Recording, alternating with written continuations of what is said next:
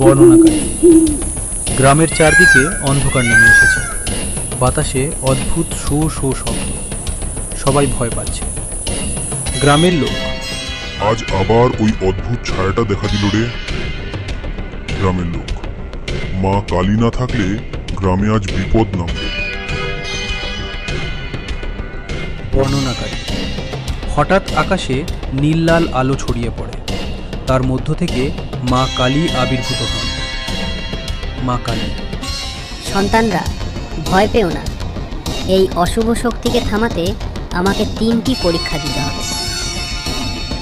বর্ণনাকারী। প্রথমে এক বিশাল কালো ছায়া সামনে আসে। ছায়াদান। তোমাদের ভয়ই আমার শক্তি। শুভ। আমি ভয় পাবো না। মা কালী আছেন, তুমি কিছু করতে পারবে না। বর্ণনাকারী। শুভর সাহস দেখে ছায়াদানব দুর্বল হয়ে যায়। মা কালী। সাহসী হচ্ছে প্রথম জয় শুভ। বর্ণনাকারী। এবার আরেক দানব আসে, যে সব কিছুতে ভুল দেখায়। মায়াদান। সবই মিথ্যে। তোমরা কখনো আমাকে হারাতে পারবে না। তানিয়া।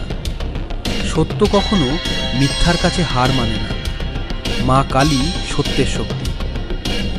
বর্ণনাকারী। তানিয়ার কথা শুনে মায়াদানব ধোঁয়ার মতো মিলিয়ে যায়। মা কালী। সত্য মানুষ তো মানুষের সবচেয়ে বড় শক্তি। বর্ণনাকারী। শেষবার এক লোভী দানব আসে, যে গ্রামের সব জিনিস চুরি করতে চায়। শুভ। আগে মানুষকে বাঁচায়, লোভ করার কি দরকার? বর্ণনাকারী। শুভ ও তানিয়ার এই সাহায্য দানবকে দুর্বল করে দেয়। মা কালী। যে অন্যকে সাহায্য